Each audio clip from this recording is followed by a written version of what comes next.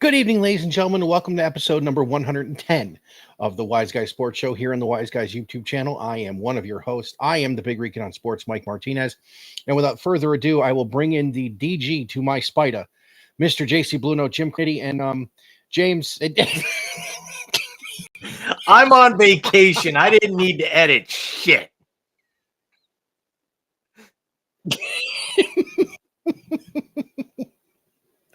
Well, we had just said it's an even number, so I'm bringing us in. And then the 109 pops up. And wait, what? Oh, wait, it's a wrong panel. It's okay.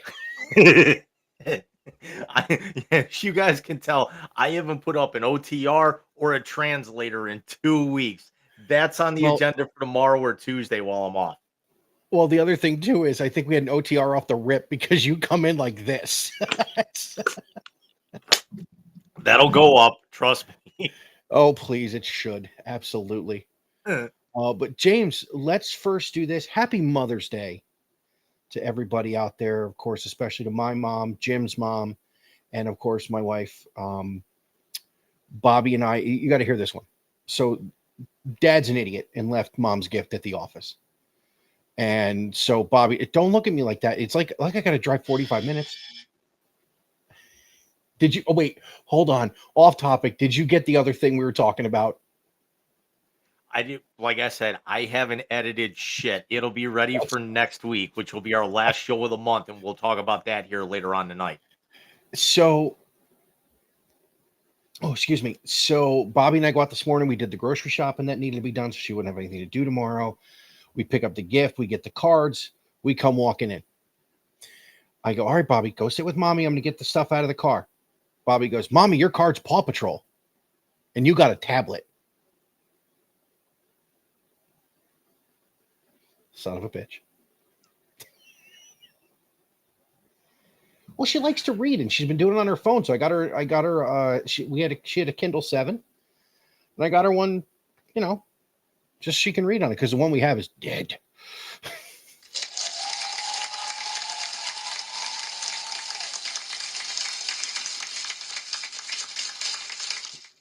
But the fact that homeboy dimed me out the minute we walked in the fucking door.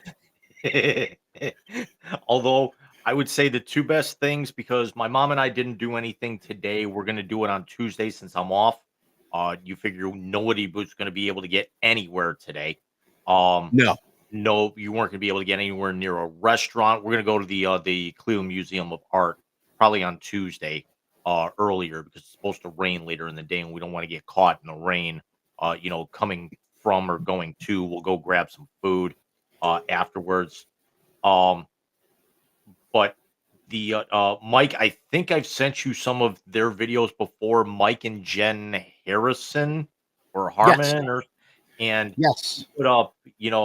Remember tomorrow is Mother's Day, so she shouldn't have to cook, clean, or do laundry or anything of this. Just remind her that she's got to do all of this the night before, so this way she's got a nice clean house for Mother's Day.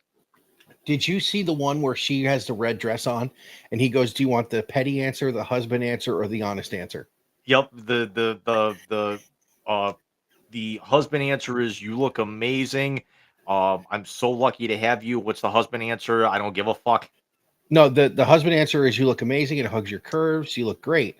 The petty answer is I hope Bluto doesn't tie you to the tracks and Popeye has to come save you because you look like olive oil. I'm just waiting for you to start going Popeye, Popeye. And she goes, "Well, what's the honest answer?" He goes, "No, I don't care." But we had And decided we're going to keep. the other thing Well, was the one that you sent me about an hour ago. oh I'm yes, yes, and happy to them too. I will happy say to a lot of the mothers that we might be a little bit more familiar with. Not to name any names, but Kendra, Sarah, Alexis, Nikki, just down and out. Reagan. That's all. You can send that shit to your brother. We're men of culture. We meet again. Yes, we do.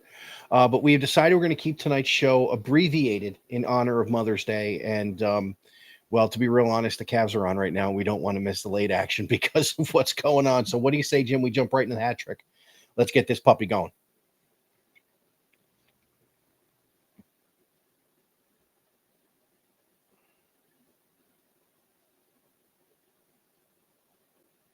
Stand by. Something's not right here. Did they mess with stuff again? Mm, it didn't upload the video. It didn't save it from last week. Well, that's not nice of them.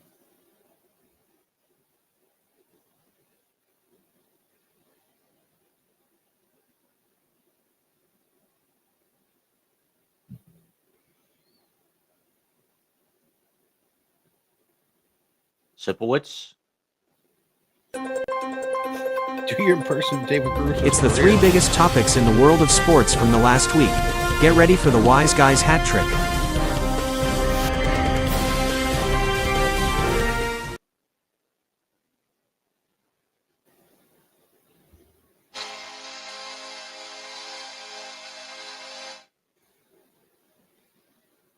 And of course, first and foremost in our minds is round 2 of the NBA playoffs. The Eastern Conference semifinals between the Cleveland Cavaliers and the Indiana Pacers has not gone the way we had wanted it to so far.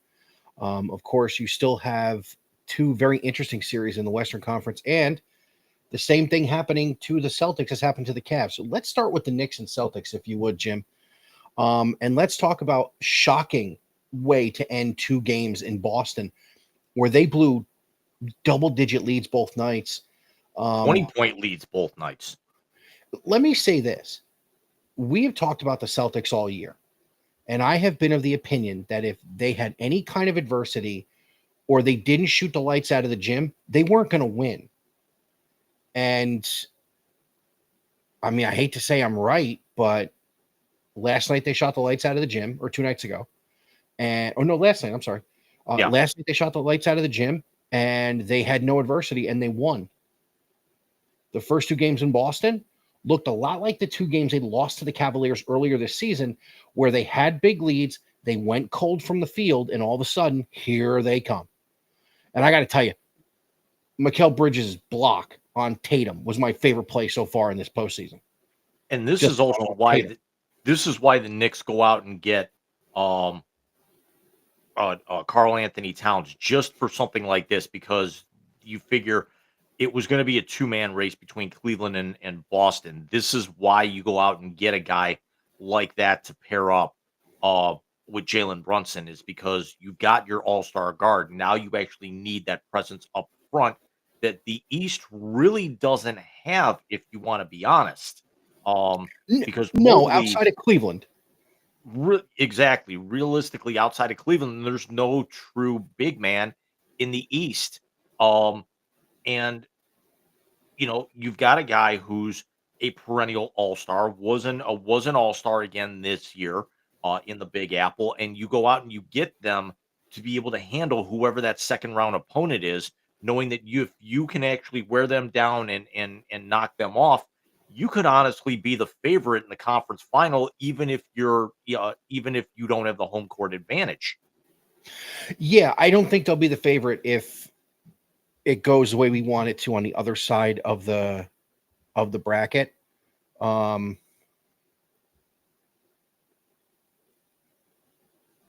Benedict Mathurin was just tossed from the Cavs Pacers game for punching DeAndre Hunter in the stomach. So one of the big bench players from the Pacers just got run. And can I just say this? I have seen some horribly officiated games in my life. I'm a baseball fan, and I had to live through Angel fucking Hernandez. This crew on the Cleveland, Indiana series are god-awful. And that's on both sides. There was a couple plays in the Game 3 win for the Cavs that guys from the Pacers got mugged, and they didn't call it. And then there was, of course, the DeAndre Hunter injury in Game 1. There was didn't Kenny get thrown out of Game 1? I believe so. So, and Kenny Atkinson, he's fiery, but he's not the kind of coach that's going to get tossed in the friggin' playoffs. Now, also remember, it's not the same crew like you might have in baseball. It rotates every game.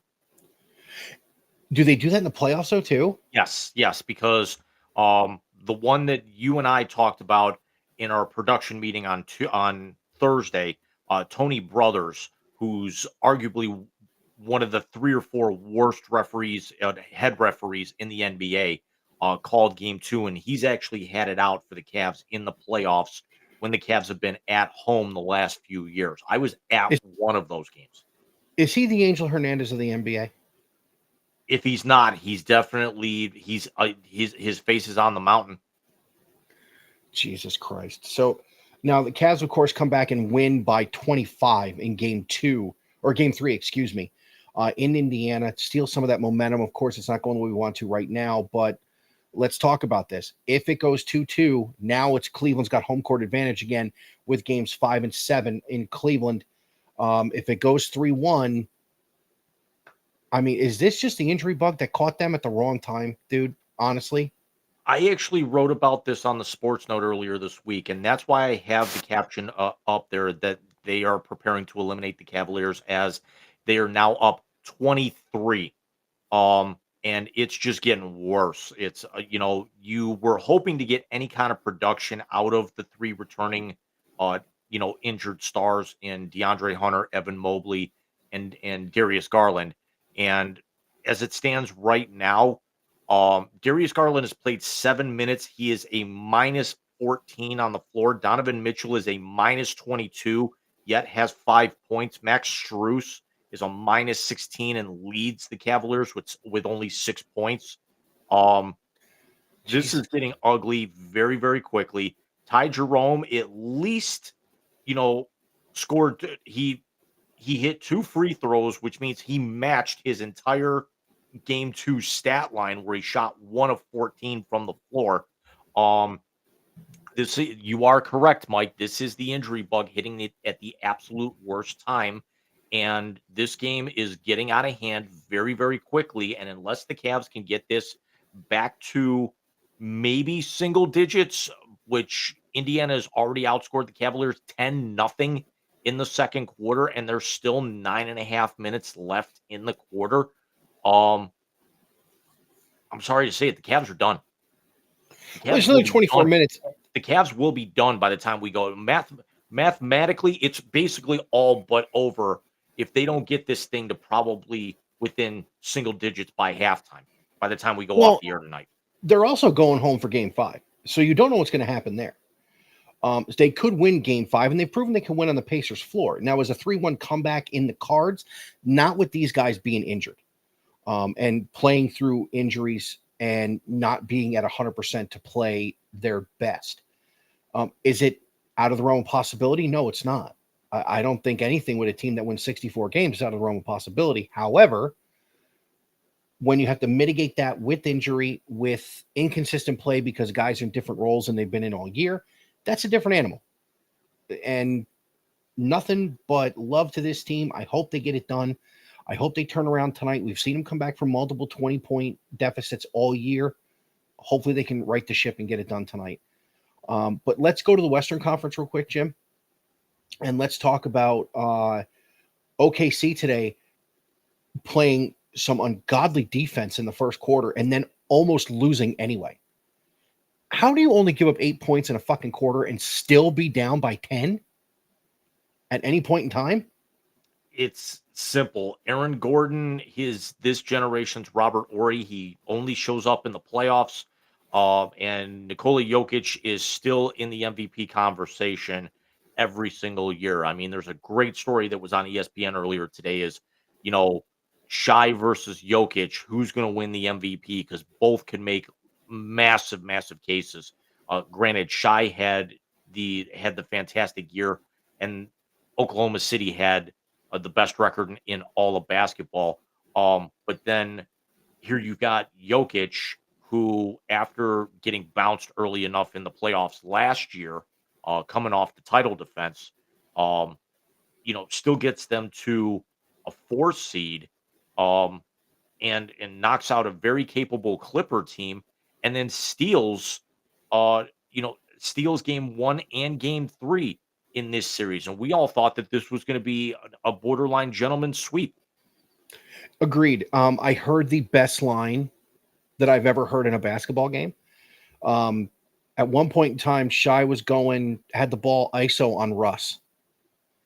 And I've never seen Russell Westbrook play defense like this. He was all over. They end up with a jump ball because they tie him up. And the guy says Russ was in his chest like bronchitis. For somebody who suffers from seasonal bronchitis in the fall, yeah, that sucks. That's how good he was. So I think that series goes 7. I don't think that any team's going to win 2 in a row. I don't know. With it shifting back to Oklahoma City, I think they make a statement in game 5, and I think this goes 6. I think they close out middle of the week because game 5 is not going to be until Tuesday. So which is strange because they only give the Cavs and Pacers 1 day off. Everybody else has 2 days off in between, and they give this series 3 days off. Well, no, game 4 was earlier today. You're right. Okay, yeah. But, with travel days, because it's so weird that they've actually gone, I'd have to go back and look, but haven't they done 2 games in between just about every game in any of the other series, and the Cavs only got 1? No, there was 2 days in between 2 and 3 for Cleveland. Because of travel. Because of travel. And then there was a day off before. They won Friday, off yesterday, played today. Are they Tuesday as well? Are they off Monday, play Tuesday? They will be Tuesday night as well. Yes. Okay. Back at Nomo Romo Fijo. Yeah. I love that name. But I will say this. I agree with you. OKC will make a statement in game 5. I don't see a team that won a title 2 years ago not defending home floor in game 6. I think that's going to go 7. I honestly think if the Cavs turn this thing around, I thought the series was going 7 to begin with, and I think it's still going to go 7. And that may be me being a fan and being a homer, but I still think it's going to go 7. I think this team can win 2 in a row and get to a game 7. Now, are they going to win game 7? Don't know. And I think the Celtics series is over in game 6. I don't think they're going to get it back to the Boston Garden. I think Celtics are going to lose game 4, and they're going to win game 5, and the Knicks are going to close it out on their home court. That would be very interesting. I still like the Celtics in 7 in that series. Yeah, I don't think this. I think the Celtics are a team made of guys who, if they can't shoot the lights out the gym, they don't know how to play. I agree with that, but speaking of teams that now have to shoot the lights out, not talking about the Cleveland Cavaliers, the Golden State Warriors are on the ropes, even though they're only down 2-1 with game 4 in San Francisco tomorrow night. But Michael, this series has taken on a whole new light with Steph Curry out. Yeah, the entire playoffs are taking a whole new light because you figure the only real upset in round 1 was Golden State. because it went chalk in the East, and in the other 3 series went chalk in the West. But they had the only upset. No, not them. Who beat the Lakers? Minnesota. That's right. Minnesota had the upset because the Lakers were the 3, right? The Lakers were the 3, and the Warriors Rockets was 7-2. That's right. So the last 2. Okay. Without Steph Curry, But that one I think was a bigger upset because the Lakers are old and out of gas. Yeah. Minus Luka, who again is has a 40-year-old physique for somebody who's 26. Here's Golden State that went back and forth and beat a team that won 50 plus games in the regular season in Houston, was the 2nd seed, took them to 7 and ran them out of the gym in game 7. Yeah, that was experience over youth, though. That was a different animal. So without Steph, I think, dude, I don't know how they get past this team. If you don't have Steph there to run Ant down and tire him out, you're not going to win this series. Steph can't tire Ant out. Ant's going to get what Ant's going to get because Steph is 36 years old. Ant is a top 3 player in the NBA at 25. And the only reason he's not number 1 over Shai and Jokic and all of these guys, Donovan Mitchell included, is his mouth because of the fact that he gets teed up so much. Well, I agree with you there, but I will say that he can tire him out because one thing Ant doesn't do really well is play on the defensive end of the ball. If he's got to follow, because it's different with Curry in that offense. It's the thing that drove Matthew Dellavedova to the hospital. It's all the movement off the ball. It's not about one-on-one in isolation with Steph because he's not a great isolation player. He's a shooter. But when you play him off the ball, you have to be on your motor every second that you are in that game. And the minute Ant takes an elongated rest, they don't have the offensive firepower, in my opinion, to keep up with that team, even without Steph in the lineup. As I'm looking over the series right now, it's with the injury report, Steph's not due back until a week from today, which basically means he's still going to miss games 4, 5, and 6. He wouldn't be ready until game 7 he'd be ready for game 6 back in Oakland. So they play again tomorrow in San Francisco. Game 5 would be on Tuesday, and then they don't play again, which is incredibly stupid because they give them 3 days off between games 5 and 6. Are they playing a back-to-back 4 and 5? Is that why? No, it's game 3 was yesterday. Game 4 is tomorrow. Game 5 is the day of rest. Well, then again, it could also be because of the fact that you're going San Francisco, day off, stay in San Francisco, day off, fly to Minnesota, 3 days off, fly back to Oakland, and then basically they get a day off and have to fly back to Minnesota if it goes 7. Okay. The NBA, I don't like the 2-2-1-1-1. It's fucking stupid. I like the 2-2-1-1-1. I hate the timing with the days off with it. But you wouldn't have to have that timing if you just did it 2-3-2 like everybody else in their fucking mother did for so many years. I mean, baseball did that for years, now, correct? Baseball's always done that. Okay, I know the NHL stopped doing it several years ago. So I think baseball's the only one that does it. Yeah, baseball, but they all did it for a long time. I mean, baseball now is the wild card series is 3 games in the higher seeds ballpark. The division series, because it's 5 games, is 2-2-1. And then the LCS and World Series is 2-3-2. And it just makes sense. The NBA did that exact scenario when they had the first round. I don't know if you remember this, was 5 games. Because that was the 8-1 upset, Denver over Seattle. That was a game 5. That wasn't a game 7. So, I mean, it's if you had to handicap it right now, are you thinking Knicks Pacers in the conference final? If I had to go right from what I'm seeing right this minute, Knicks Pacers in the East, Minnesota I'm going to say it. Minnesota, Denver in the West. Give me, give me, give me your matchups, and then give me how long these series are going with the remainder of these conference semifinals, the remainder of these series now. Okay. I'm trying to be pragmatic and not be a homer, but I just think the longer the Cavs series goes, the Cavs can win this thing. Indiana basically has to win tonight and win Tuesday, Wednesday, whenever they play again to finish this thing. Because if this goes 7, you're not winning a game 7 in that arena. You're not. Because if you think it was bad in game 1 and 2, that place will be a fucking insane asylum. Yeah, but remember, they almost choked away Game 7 at home last year against Orlando. That was last year. That was no Jared Allen. That was injured Donovan Mitchell. That was beat up Darius Garland, Evan Mobley. That was no Ty Jerome. That was Ty Jerome has been the worst player in the playoffs this year. That's nothing to hang your hat on. Ty Jerome has been the worst player in the playoffs because he's had a start. There's a reason he was a finalist for the Sixth Man Award. He's not a starter. I'm not disrespecting the guy. He is a come off the bench and do something different player. He has been that all year.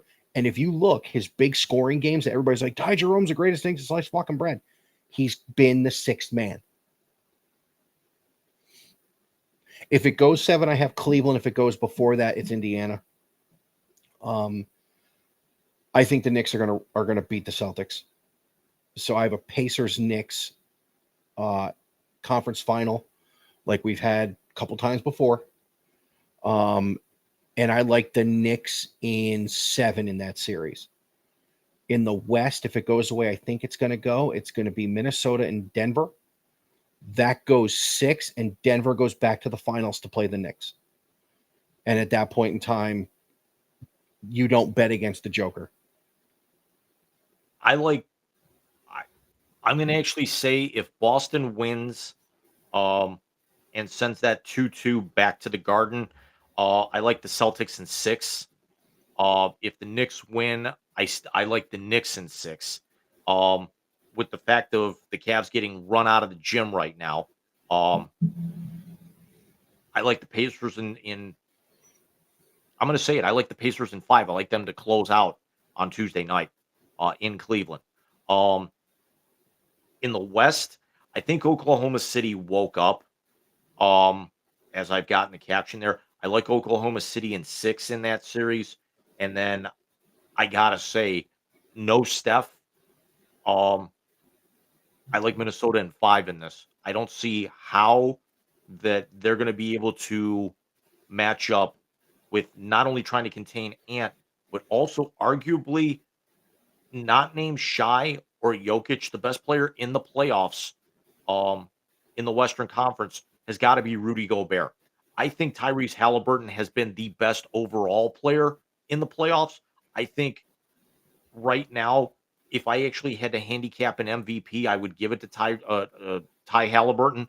But I think Rudy Gobert is nipping at his heels and fast. Oh, yeah, especially with the 27 and 25 game against the Lakers. Absolutely. So, listen, still a lot of ball to be played. Even in that Cavs game tonight, there's still a lot of ball to be played. But we wanted to keep it on a time limit. So what do you say we jump into topic number 2 there, boss?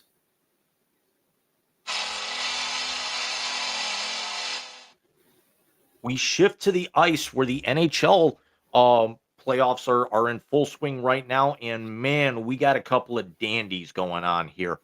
We got 4 series, and we thought when we came on the air last week, we thought that these things could get a little out of hand early, and man, have they come back down to earth.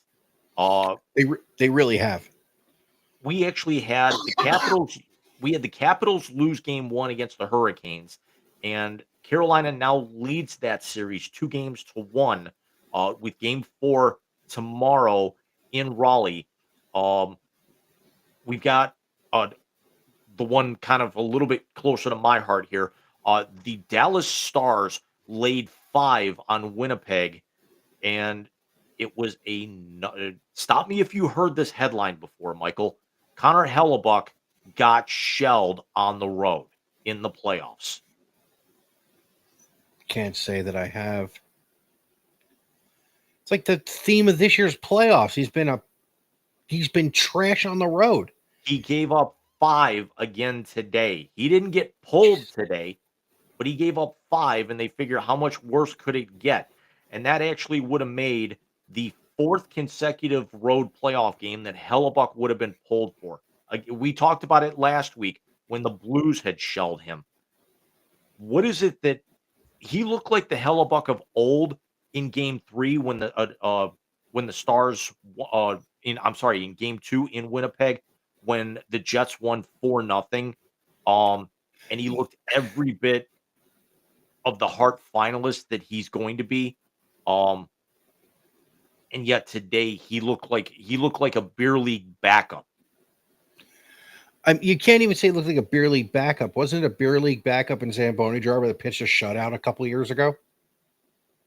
David Ayers, yeah, you're gonna go there. Steve Dangle, if this gets to you, that's this guy.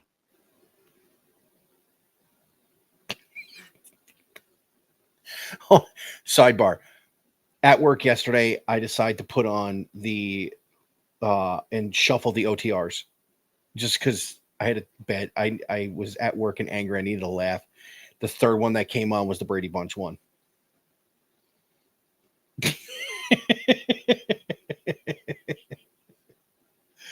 Oh my God. Like, didn't work, ruined the whole bit and made it a better one. It really did. It really did. Now let's talk about that late prayer in the middle. What the fuck?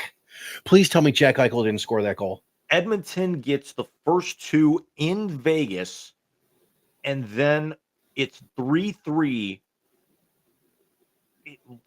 with under 5 seconds to go, and Vegas gets a tip in with 0.4 seconds to go. It was not Eichel, and now instead of Edmonton having a commanding 3-0, looking to close out, now it's 2-1, even though they still have the home ice with game 4 coming up. I want to say it's tomorrow in Edmonton. And then did Vegas just get themselves back in this series? I think they did. That's the kind of momentum shifting goal. You know, it's like a late tip in the NBA or a walk-off home run down a couple games in baseball. That's the kind of thing that can snap that momentum right back to you. So let's see what they do in game 4. I mean, because they got outclassed in games 1 and 2 from what I saw. And I didn't see much. I watched the highlight packages for both games just before, we came on here for tonight. But Rogers Place is easily the hardest building to win in the playoffs in the last few years. And Edmonton, they're going to be rocking. I think they're still the favorites to come out of the West, even though Dallas got that 2-1 lead. There's just, I know it's the second round. Can we put Antti Rantanen's name on the Conn Smythe already with what he's doing in Dallas? I would say with the way he's playing, you might be able to. But here's the thing, though. If Dallas doesn't get out of this round, I mean, who do you give it to at that point in time?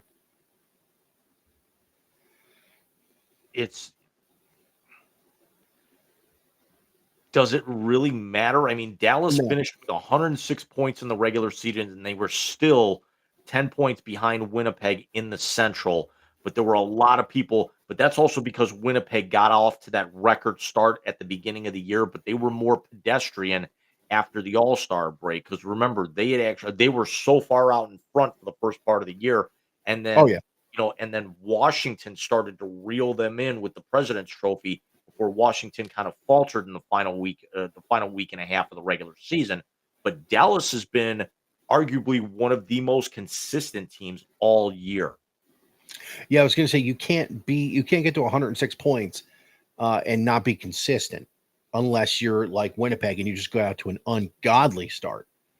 And then you end up just kind of not really phoning it in because that's the wrong terminology. But basically it's what they did the last, month of the season? Right.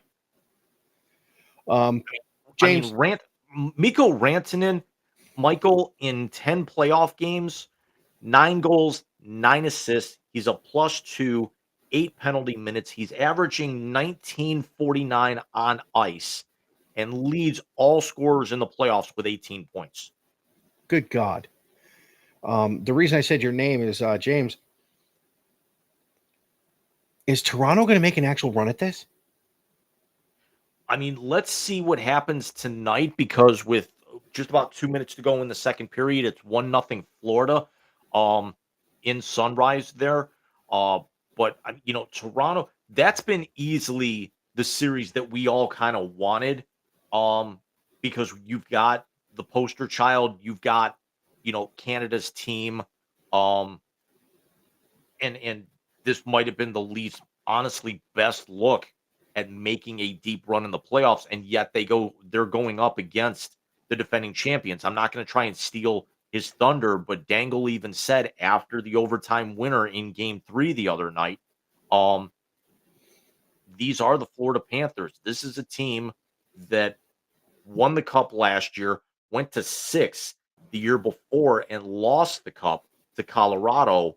Um and it was also I'm sorry, to Vegas, and it was also because they had several stars out with injuries. They're another year older. Sergei Bobrovsky is not as great as he was last year, where he stood on his head. Um,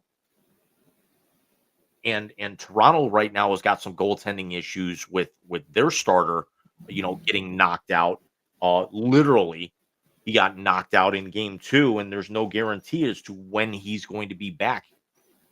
Concussion protocol?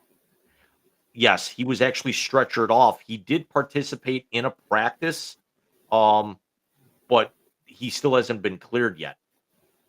And Oh, Anthony that's going to be tough. Stolarz was 4-2 with a 2.19 goals against average in 7 games thus far.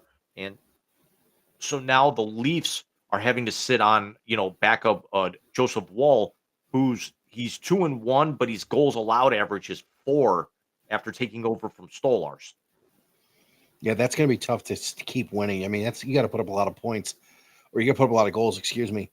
If you got a guy whose GA is or GAA is 4, especially bumping 1.8 up from the guy who's starting, who's injured, that's a tough thing. That's going to be a tough road to hoe I mean, for Toronto to get this they're thing done. hopeful that they can get Stolarz back maybe for game 5, worst case game 6, um, which would be in Florida later on this week.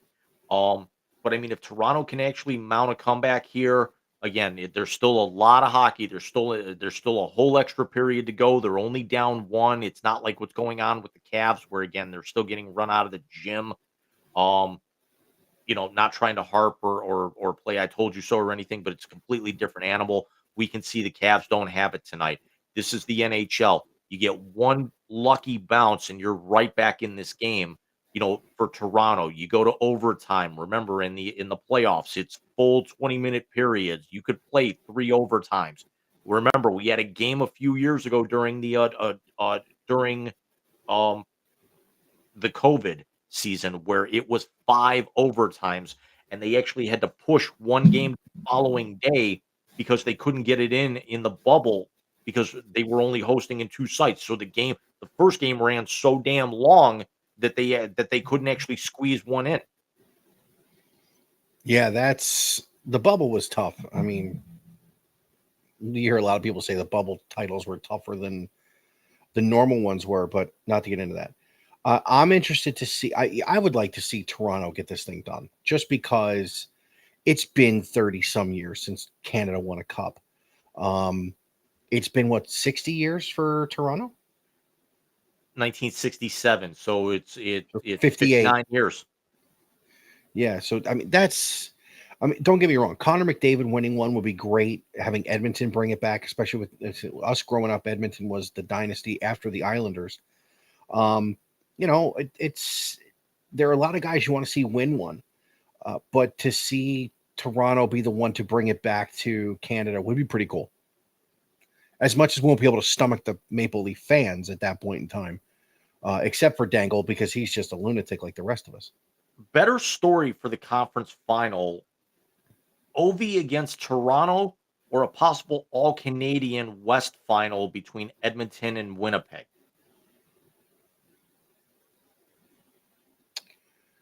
I'm here so I won't get fined. I Well don't think played. if you get that, If the you guy get if you get 3 of the Canadian teams in the Final Four, never mind that. You get Toronto's best shot at a cup in how many years? Against the guy who just broke Gretzky's record. And on the other side, you have Winnipeg, who had the best start in NHL history against Connor McDavid and Draisaitl and those boys. Oh, forget it. Forget it. because you got to. I mean, I'm not going to try and do Steiner math, but there's like 141 and 2/3% chance of a Canadian team finally bringing Stanley home. It just may not be the one that a lot of Canadians hope that it is.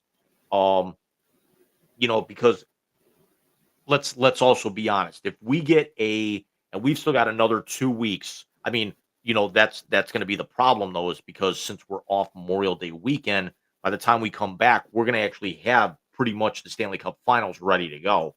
Yeah. By And then, possibly underway. yeah. But can the Leafs would be great, but I think right now, if I had to pick between the three, I think Edmonton's got the best shot because again, you know, zero point 0.4 seconds away from going into overtime, and in that barn, I I think Edmonton should be up 3-0 in this series. Oh, I agree.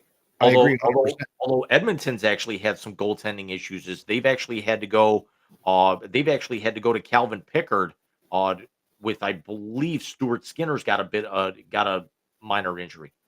I take that back. It's the other way around. Pickard was the starter and they've had to go to Skinner. Is that Seymour Skinner? You know,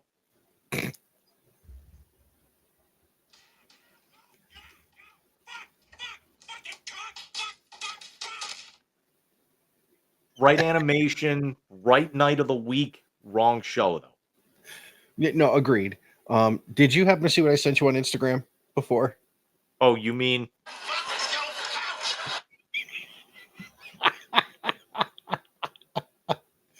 I thought that was great. So let's get to number 3 so we can get out of here under an hour. At least this part.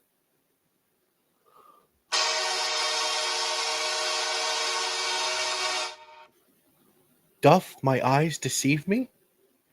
Are we talking baseball? we got nothing else to talk about? The draft is over, rookie mini camps are over. We got the playoffs in the other two sports. We got no college sports going on except for baseball, which, Mike, let's also be honest, we got College World Series coming up next month. We do, and we also have the best name and jersey combination in college sports. Did you see that? What I sent you? Come on, dude. We are going to discuss that when the Horsemen reconvene in the next few weeks because that's awesome.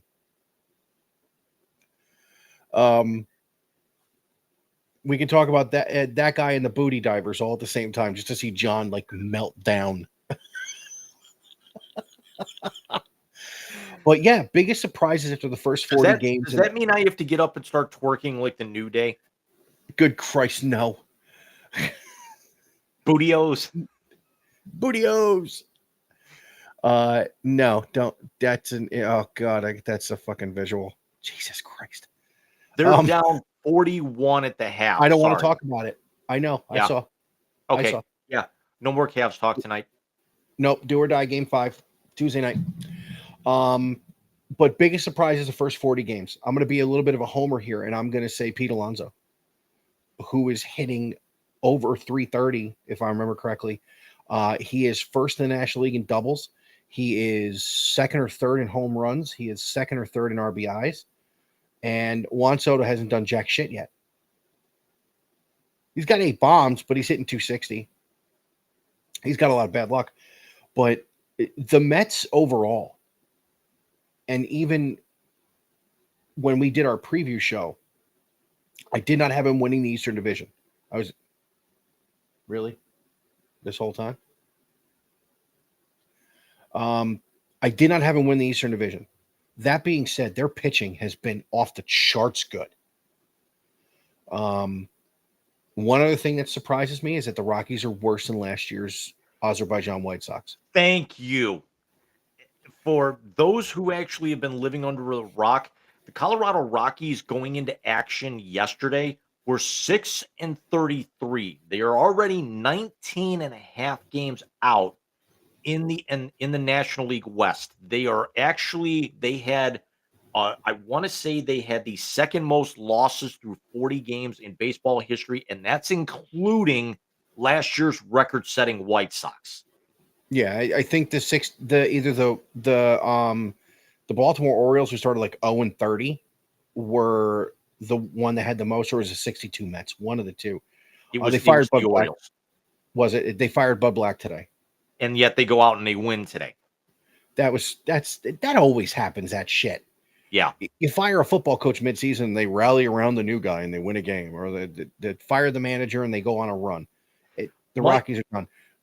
Michael. Side note: Google Translate has Azerbaijani as an option. Michael, how bad are the Rockies really? That their run differential is minus 128 through 39 games. Fuck out of here. I mean, that actually is that doesn't count losing 21-0 yesterday, which still you figure you knock that down. And their 7-run win today, that still puts them over 30 runs worse than the Miami Marlins, who have the second worst differential at 3-2-1 minus 69. Nice. Oh my God. Jim, are the Braves surprising where they're at? 2 games Strider's under hurt again. 500. Acuna's not back.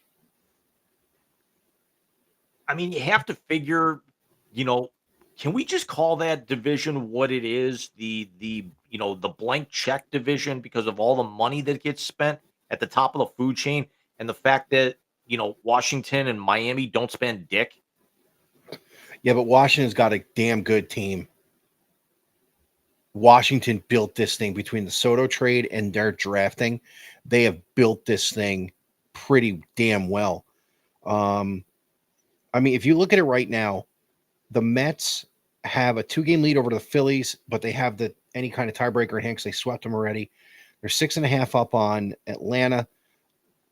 They're 9 up on Washington, and they're 10 up on Miami.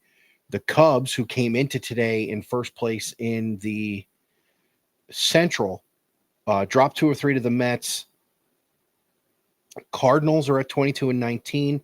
Milwaukee's at 20-21. Cincinnati is at 20-22, and of course Pittsburgh brings up the rear in that division.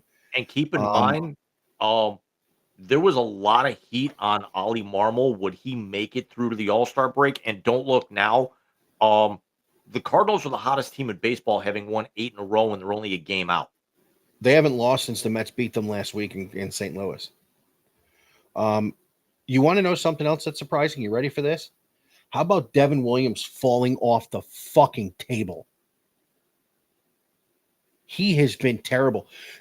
There was a poll put on a New York radio, and the poll was simply this: yes or no, did Pete Alonso break Devin Williams?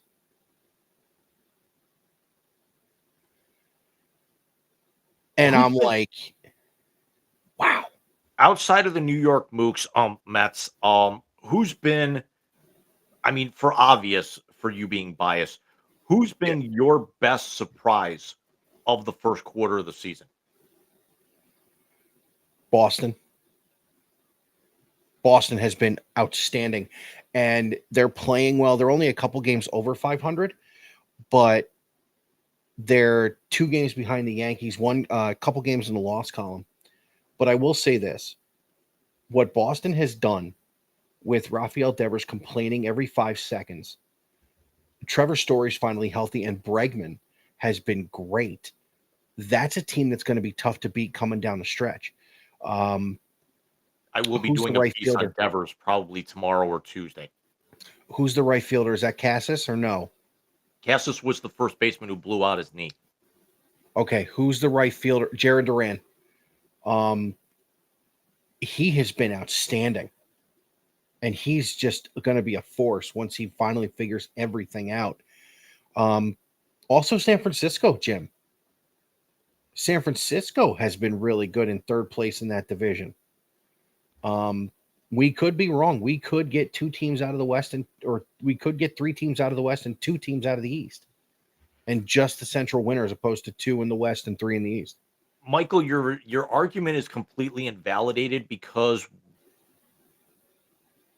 why has nobody, and I'm going to bring it up, mentioned the Sacramento Athletics? Because I honestly don't believe it's sustainable with them. It's not sustainable. They're a game over 500. Their run differential is minus 38, but they're only 2 games out, and that team's got a lot of really good young talent. I mean, I actually ended up having to redo all the logos on my website, as I was telling you, and I have already got them changed over. And the logo doesn't say Sacramento, it doesn't say A's, it's already saying Las Vegas, even though it's 3 years away. But Mhm. the Las Vegas, Sacramento, Oakland, Bay Area, um, Poughkeepsie, Lake County, um, um, Philadelphia, Philadelphia, Kansas City. Kansas City, um,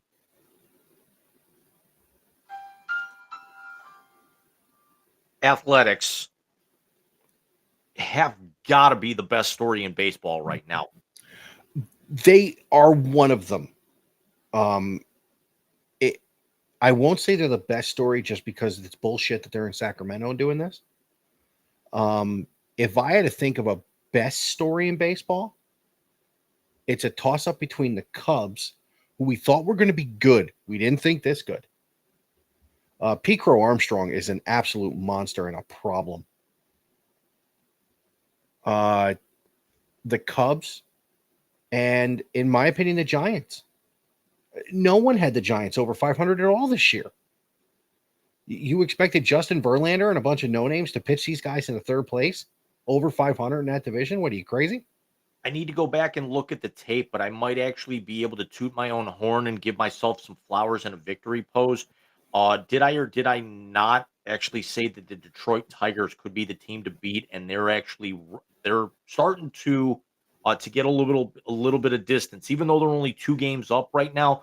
Cleveland has played very inconsistent, but the Tigers are already 11 games over 500 in that division, and they're getting production even after Tarek Skubal's, not on the mound for that day. The Tigers Yeah, are legit this year. they are. And now, if you look at the last 10 for the AL Central, you ready for this?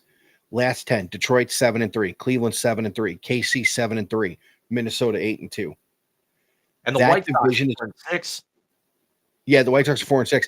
This division is going to be a dogfight come down the stretch. And again, the Twins have won 8 in a row themselves. Yeah, they're not going anywhere. Kansas City, if they catch fire, look the fuck out.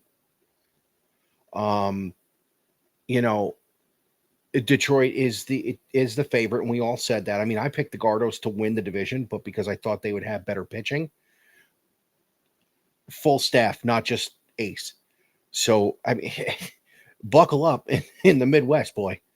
I mean, keep in mind with the Tigers, Kerry Carpenter's already hitting 284. We hear all the power numbers coming out of Aaron Judge. Spencer Torkelson's already got 10 homers and 33 RBIs through the first 39 games for them. Spencer Oh yeah, Torkelson could end up winning comeback player of the year. it's very possible. Um, I was tooting Pete's horn a minute ago, and just because I'm shocked at the batting average with him mostly, but between Torkelson, Judge is just uncanny this year. Otani's off to a great start again. Shocker, fucking shocker. You gotta love what you're seeing out of Tatis and Machado in San Diego, and the kid Cronenworth, or not him, not Jackson, not is it Jackson Merrill, the center? Yeah, Jackson Merrill, the center fielder. He's playing really well. I mean, this has been a lot of fun to watch, and especially, did you see what happened? What was going on today? No. Roku has the Sunday games like Peacock did a couple years ago. Yes. I was going to tune in, but did you see who called the game today? Joe Girardi and Gary Cohen were on the call on Roku today. They're pulling broadcasters from the two teams playing. I think you're going to start seeing off-brand networks like YouTube and Roku and Apple TV Plus. You're going to start seeing them start doing things like that, kind of like how the national networks would, remember when we were growing up and we talked about it at the outset of the season. We would get, games broadcast in Cleveland where they would pull Tom Hamilton to do TV. They'd pull Bob Uecker, to do Brewer games before he actually became the national guy. We had his name is eluding me, the gentleman in San Francisco. No, John Miller. Not John Miller, the other one, the one that was on radio for the Giants, the one who passed away. Oh shit. Never mind. I'm actually thinking the hockey announcer out there, Dave Schrader, who was with the Kings and passed away. Okay. But they would actually pull the guy on radio in San Francisco to call those games. Vin Scully would actually be able to do both, so you can't really count it. You can't really count him. But it's I could see that being a thing. Plus, also, I want to say, I think starting next month, you've got the Peacock Saturday 11 a.m. games. The brunch games, the wake up games that are going to be starting. I don't know. I think that used to be on Sundays, and they moved it to Roku. Peacock's not doing it anymore. So Roku had it last year and this year. But I mean, even Apple pulled Wayne Randazzo from the Angels booth for the Friday night games. Now, under Howie Rose for several years with the Mets, called the World Series in 2015 when Josh Lewin was doing UCLA football. So, Randazzo's there, and he's really good. The problem is it's freaking it's Dontrell Willis, who I don't like. He's not terrible, but he's just not one of my favorite things because he's a Marlin. So Randazzo's good. Thank God the ESPN thing is fucking done after this year. I love Carl Ravitch and I love Salvador Perez, but I'm so tired of the way they do Sunday Night Baseball. I'm tired of it. This has also got to be something, because I think Ravitch used to call a really good game, but again, this is also something that we're so kind of nose blind to it because we grew up with it. It's something where, you've got Steve Levy calling NHL games. Levy is decent, but and Bucci Gross still calls a really good game, but these guys are no spring chickens, so they've got to start bringing in the younger talent, which is why you're starting to see, Turner get so much more traction in the national scene, and why the Turner booth is, I think, light years better than the ESPN booth. Agreed. I like with baseball, I like the dude they pulled from the Dodgers, Joe Davis, who does the Saturday baseball games on Fox now. Because you also notice with the coverage in the playoffs, you'll have the same guys, calling basketball. You've got your Kevin Harlans, you've got your Reggie Millers, you've got, Gus is in there because of his contracts with Fox and Comcast. But they also will pull for hockey. You get the Brendan Burke. You got a lot of those guys that came over from the NBC deal, and also you get some of the more big name guys. You get your Darren Pang, who's actually worked with ESPN and has also worked with you know, the Blues. He's worked with Chicago. He's worked, national before. And Panger's, doesn't have too much more time left in the booth, but Turner has made the smarter move to start getting some of the more established guys that they can pull for national if they want to. And Bristol still has not learned that lesson yet. Bristol don't care. Bristol cares about three things: the NBA, the NFL, and the SEC. They don't give a fuck about anything else. And they have proven that time and time and time and time and time and time a fucking again. But let's reconvene at 81 games at the actual midway point. Unless we have to talk about other things in between. But halftime sounds good right about now. What do you think? Yeah, let's get out because we got a very, very quick, but a special blast because it's something that we haven't done in quite some time. And we're gonna have a Yes. little bit. What's that? Yes, we have not done it in quite some time. Yeah, and I want to say while I'm off this week, and certainly by the time we come back in June, and again, you'll see why at the end of the show. I think I'm gonna have a new graphic for that, because we're actually once we get into the off season, things are really gonna go ape shit. Yeah, With exactly. that. So, but we'll get out. We'll see you guys here in 5 minutes, and then we'll try and close this one down pretty early tonight. Sounds like a plan. See you in a minute.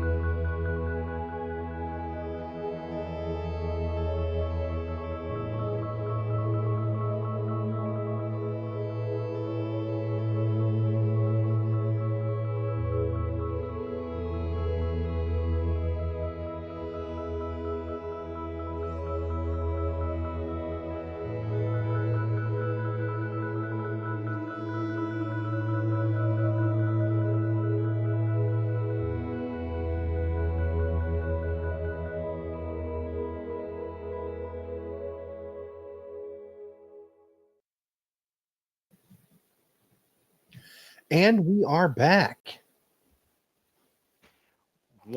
As I was searching through a couple of things, a couple of really quick hitters we can actually add to the blast here on the fly. But Mike, I'm gonna get the video.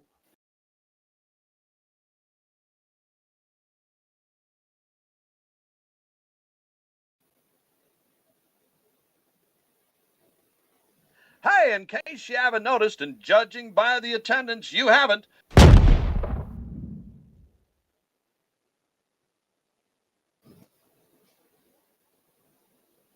Still getting used to this sidebar a little bit, but it'll be fixed by the June show.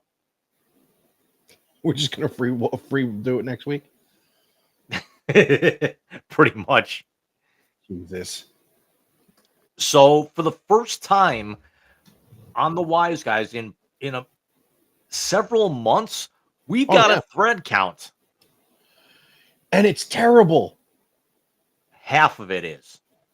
Yeah, half of it is god awful fucking stupid.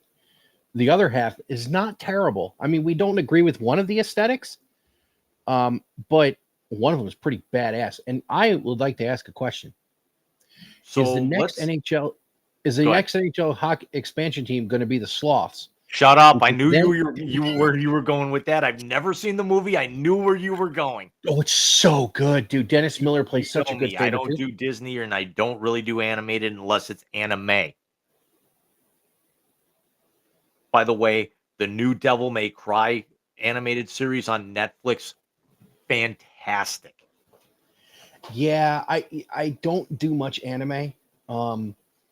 The last thing on Netflix original series I tried to watch that wasn't Bobby related was Avatar.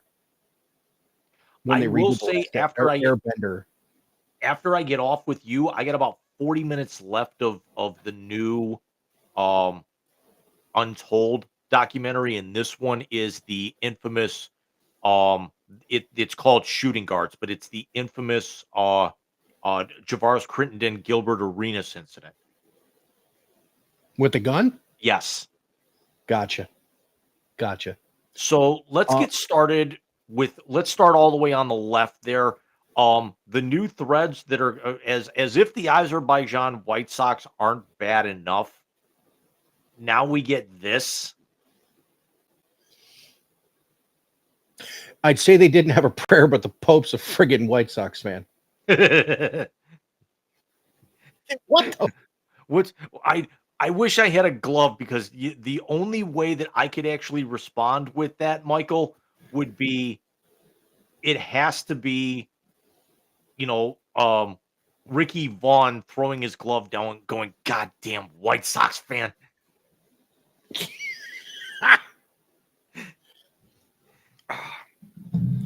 I mean, I understand you want to pay homage to the Bulls who aren't much fucking better, but yeah, this is trash. I don't think the Pope would even wear this.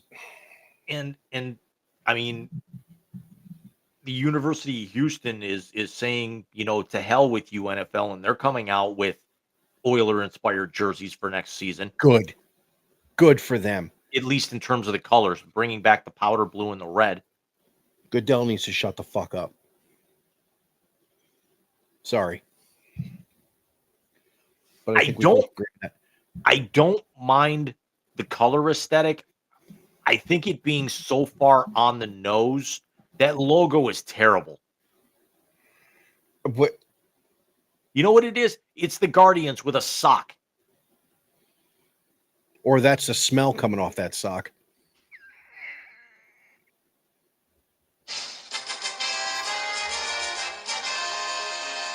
Take your champion's pose, Michael.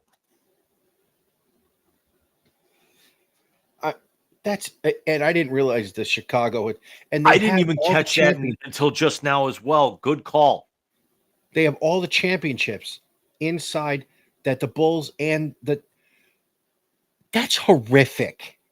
You've been around 130 years and you've only got 3 titles. Jesus Christ, the Mets have 2 of them around 65. And again, who are we to talk that one of the teams that we follow, Guardians, haven't won anything since 54. 48. They haven't, 54 was one of their best shots. And, sure, they've got I think they're one of only a handful of teams that have actually lost game sevens, multiple game sevens on the road. They lost. They're 1-1 because they lost one at home. That was the White Sox. They lost the one on the road in '97 to the Florida Marlins, or as we like to call them, the Blockbuster Marlins, because Wayne Huizenga sold the team and the store shortly thereafter. These are absolute piss poor trash, dude. Is there something in that wing that I'm missing? Oh God. I'm trying to blow this up. They should have blown this up before they fucking debuted it.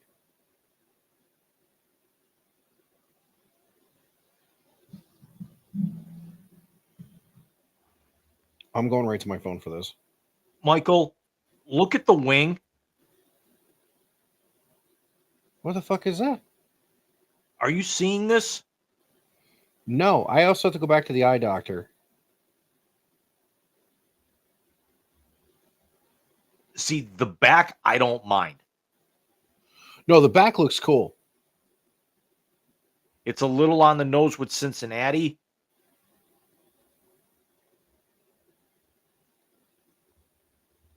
But they've got Why are there seagulls? Why are there seagulls flying in this thing? You know what it does? It literally makes it look like cartoon stink marks.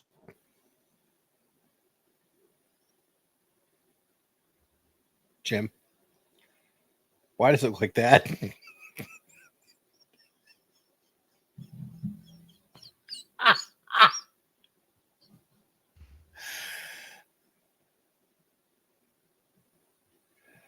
That's right. I don't even have the sound anymore. I got to go back and recut it because it was corrupted. Hold on. Let me see if it'll play this time. Oh, shut up. Guardians shut out. No big deal. I'm recording this. I'm sending this to Alex, but I'm using it voice chat so you can hear what I'm about to say. Why does the interior on the logo on the hat of the new City Connect uniforms look like the Shocker?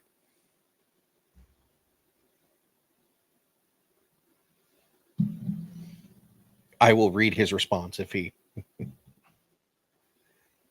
And I'm reading your response on air if you get back to me in the next little bit.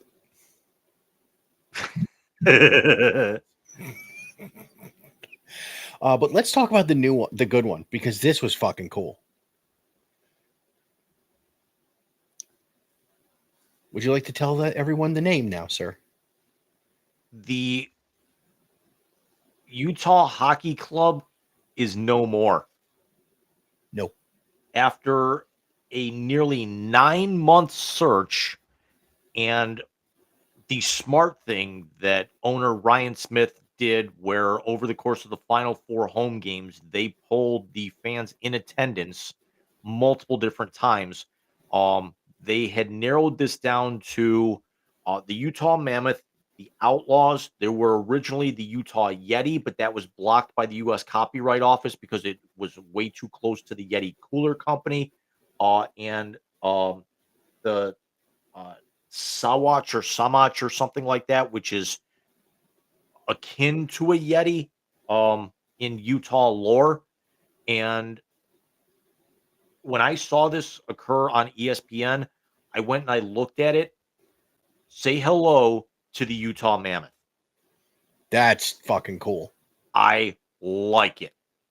I do too. I really do too. And the thing we don't like that Jim and I were talking about is their away uniforms.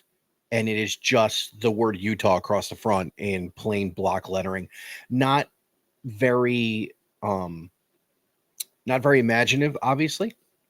It screams of the Carolina Hurricanes who do this. And the Rangers too. If the Rangers main the Rangers main jerseys both just have block lettering on them. They don't even have the Statue of Liberty was a special. Right. I mean, it's that's their third jersey. Yep. Yeah. But I like the Mammoth logo. Do we have a picture of the home jersey? Oh, we do. Home sweater, excuse me. There's the logo. They kept the colors from last year. Um, I do like them staying with the ice blue and staying primarily black. Let's talk about the name here for a moment. Um, there's been a lot of people actually who say that it should have been mammoths. There's a lot of people that just say mammoth. I like keeping it singular and encompassing because now what this does is you've got now the automatic give it 3 or 4 years and you've got the automatic geographic rivalry against the Colorado Avalanche. Think of the similarities there. Neighboring states, the franchise is named after the state, and then you've got a singular entity that takes up a larger group. I agree. I also like the fact that the mountains of Utah are sitting there right in the logo. And that's actually this wasn't part of the original logo, and I'm hoping that he's got this in there. If not, I'm going to come back to this, but let me get to the sweater. There's the word marks. Notice the Utah one on the bottom row there, all the way on the right. I kind of like how they kept that Utah logo, that alternate logo, and Yes, added the stick in there with the slant. But notice the word marking on Utah on the second line. Notice the that's cool. A and the H, how they stay perfectly in line with each other, the Yeah, lines through them. I didn't catch that at first. and I love the fact there's a tusk in the U. Yeah, it's a little out of place at times. I think they could have done a little bit decent, of a different job with that, but I like it. Yeah, The no, the way I I think the problem that I have is that you notice the angle on it, it doesn't match the angle that's on the logo itself. gotcha. No, I gotcha. Let's see the sweater. That's I Okay, let's talk about the logo here for a very quick second. Here were the 3 options, and notice what they did. They took the Mammoth logo and they took what the Utah Hockey Club, the one on the right was supposed to be the Utah Yeti, and noticed how they took the mountains out of the Yeti, which was the fans' original choice, and then they actually went and then they put the mountains into the head of the mammoth, which was the eventual winner. I That like is the way that they combined it. that's awesome. I like that too.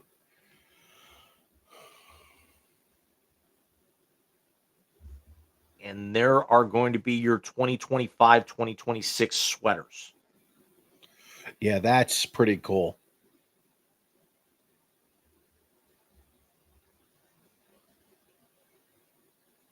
Yeah, that's pretty cool. I like that. I mean, it's the road jersey, as much as we've got a problem with it, it's clean. You know what? Let me do this. Let me zoom this back to the regular size because it's I think Chris has got his uh things sorted or coded to where it's keeping the yeah, this is what it'll do this. I'll actually switch to here.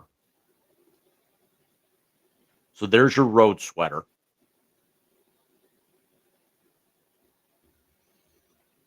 It is clean. I will say that. It is definitely clean. I would have liked a variation of the logo in there. Which I would have think been in a cool. couple of years you could see that.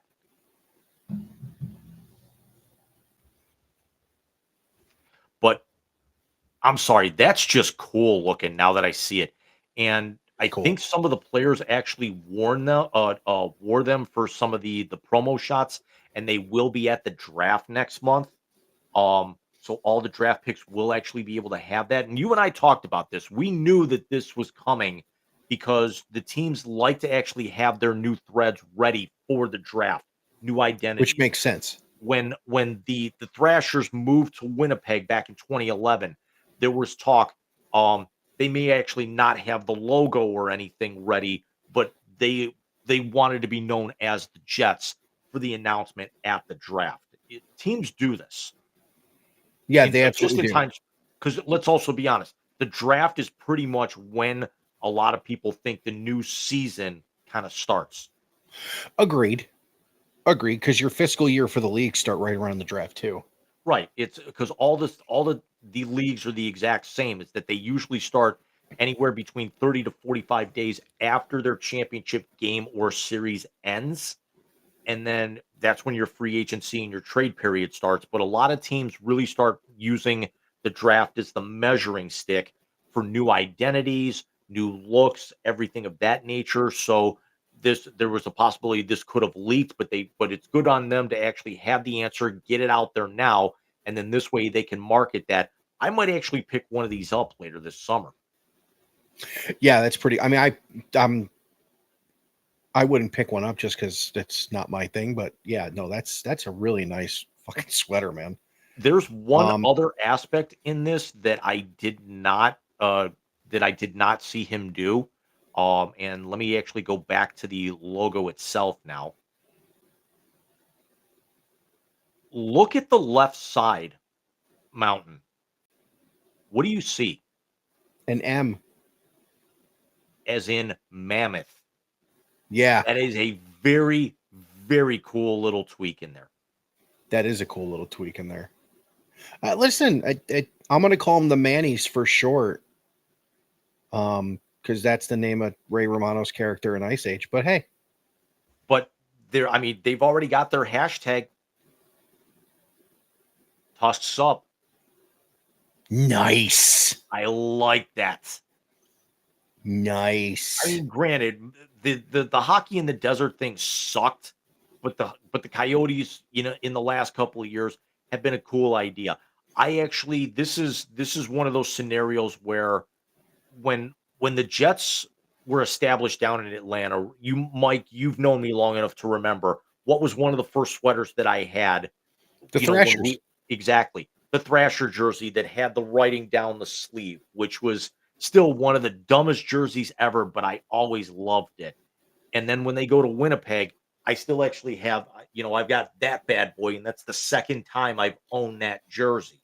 Because Mhm. I had it and then, got away from them for a while and then had to get it back. And I love those Fanatics, style jerseys. I definitely can see myself now kind of latching onto this and maybe picking up a fifth team that I follow on a regular basis. But this is very, very cool, and welcome to the NHL officially, Utah Mammoth. Jim, if I could interrupt, Donovan's out. Ankle injury. Yeah, it's It's over. so, yeah, good night. So good season, but let's get looking forward to baseball, and we had rookie mini camp for the NFL this weekend. Well, if we can go all the way to the right and do a little in memoriam for an absolute extreme legend. The wrestling world has lost Sabu. Terry, the hardcore suicidal, genocidal, homicidal Terry Brunk passed away earlier today at the age of 60. And my introduction to Sabu was by the gentleman I share this screen with every week. I did not know what the fuck a kendo stick was until I saw Sabu beat the piss out of people with it. From his legendary My wars with the Sandman, because that was Sandman's gig. Yeah. But to see a guy destroy himself with barbed wire, to see a guy get beaten about the face with a kendo stick on purpose. Didn't he jump off the balcony onto somebody on a table a few times too? Several times, yeah. He was just so innovative with what he could do with a table and a chair that they just actually stopped running out of things to call his moves, and they just expanded on it. So one of his signature moves, if you remember, was the Arabian face buster. It was a leg drop Yes. where he would actually grab a chair and put it under his ass and land on the chair, driving it. Basically, instead of driving the leg, he'd be driving his ass on a chair into the guy's face. And then it turned into the top rope, the atomic Arabian face buster. And then he would actually do it off the top rope to the outside, and it'd be the super atomic Arabian face buster. And then the triple jump moonsault, which was him vaulting off of a chair to the rope, then moonsaulting over the chair onto the guy. He would do a flipping Arabian face buster, through a table sometimes, and just the things that this man, can and would do. Remember, I think the two most disturbing things I ever remember him doing was the infamous uh Sandman Sabu Stairway to Hell match where he taped his jaw closed with after he broke it, diving to the outside and he hit it on the guardrail. Oh, I remember that. Um, and how can we ever forget? And now they're going to be having barbed wire matches every other week, upstairs in the pearly gates. Born to be wired. Sabu, Terry Funk. Yeah. To this day, the sound of Joey Styles saying, "I don't mind telling you this is the hardest match I've ever had to watch, let alone call." Where the fact is, it was a 17-minute match, and it took them nearly 10 minutes for wrestlers, ring crew, and everyone to cut these two apart with bolt cutters and wire cutters, and Sabu tearing his bicep open and then taping it up and then going in the back and closing it with crazy glue. Insanity. The things these guys in wrestling and sports entertainment do to their bodies is just unconscionable at times. And we enjoy it. And they do it because we enjoy it and because they love it. Just I the have a tributes. response. Go ahead, very quickly. All I know is the Pope would not approve of that. Sorry, go on. So the tributes that have already come out from everyone from Paul Heyman, Sandman, Jerry Lynn, his best friend and partner Rob Van Dam, the WWE Hall of Famer, Blue Meanie, Stevie Richards. The one person I haven't seen yet is his greatest rival, and remember, there was a lot of legitimate beef between them, Taz. Yeah. And Taz, let me say this. Taz has distanced himself so far from ECW and his days there. My favorite Taz moment is not even there. It's when Heyman went off on Vince McMahon and said he was a star and you turned him into a commentator. Right.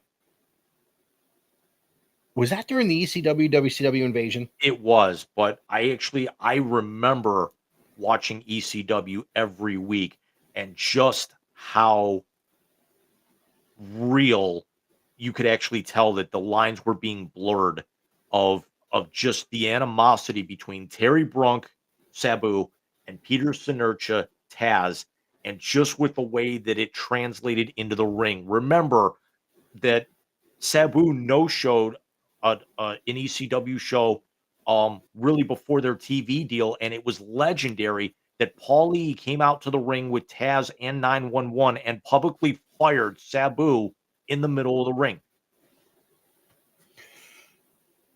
I remember you talking about that. I didn't see that one. I remember you talking I'll about send it. it to you in the next. I'll send it to you in the next day or two. But it was because Taz was still the Taz maniac back then. He was still had like the leotard and the goofy hair and everything. So here he is sitting out there in you know in a Philly jacket, a ball cap, and Zubas with a fanny pack.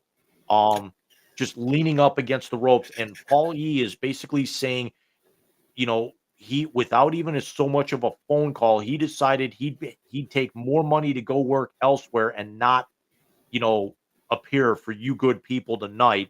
And he publicly fired Sabu in the middle of the ring. Jesus.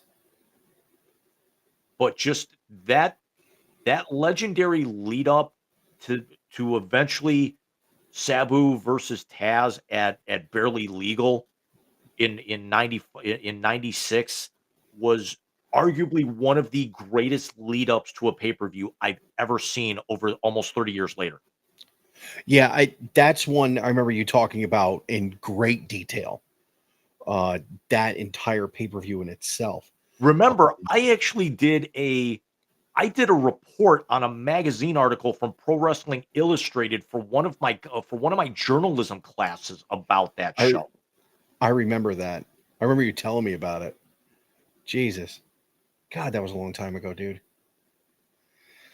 We're getting old, but we have to move on to another sad moment. This is not the loss of a legend per se, but it is the loss nonetheless, and that is as I wear my Cleveland football shirt, because I still really not wearing the colors yet, but this one I had to. As the Cleveland Browns have publicly moved on from one Nicholas Jamal Chubb. I want you to think about this draft that John Dorsey had. He got Baker at 1. He got Denzel at 4. He got Nicholas Jamal Chubb in the second round. The 3 players who were supposed to be, along with Myles Garrett, the cornerstone for a Browns revival, only Denzel Ward is left. And he's left until his hamstring says, I don't want to play. Or he gets one more concussion and nobody clears him ever again. That's true. Although if they're clearing fucking Tua, they better clear him.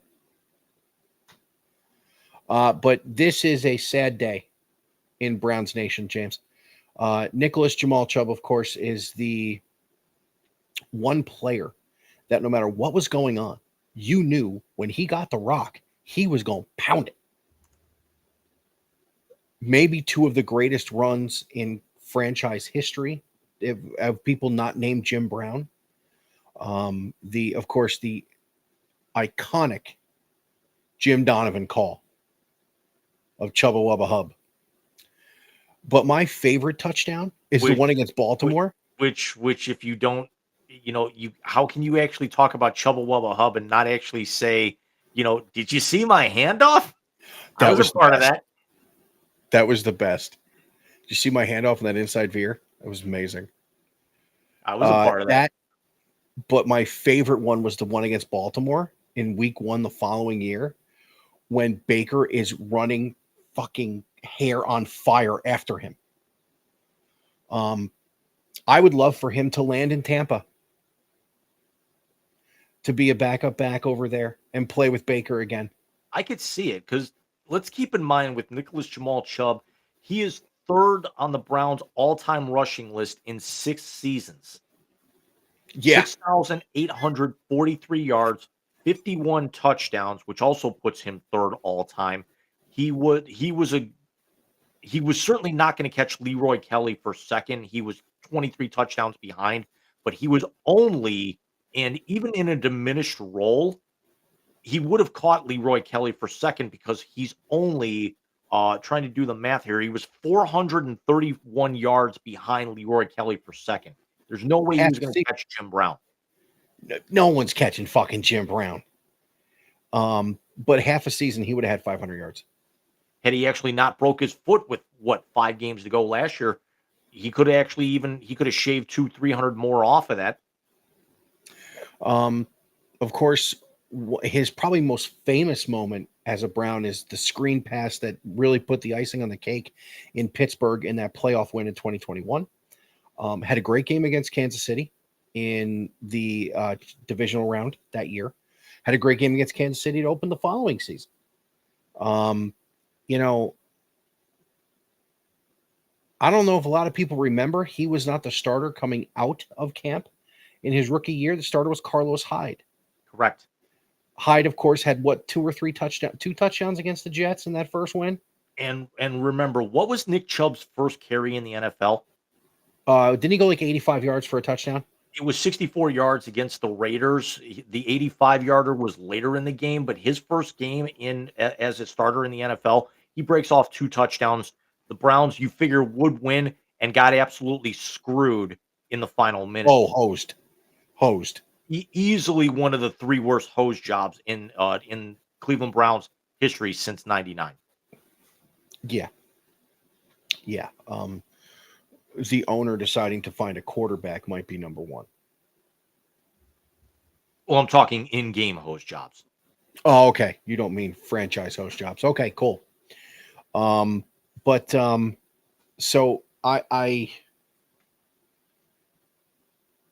I am not happy. I'm happy they have a Buckeye back there, obviously being a Buckeye homer, but at the expense of Nicholas Jamal Chubb, I wish Judkins would have gone elsewhere. Just me.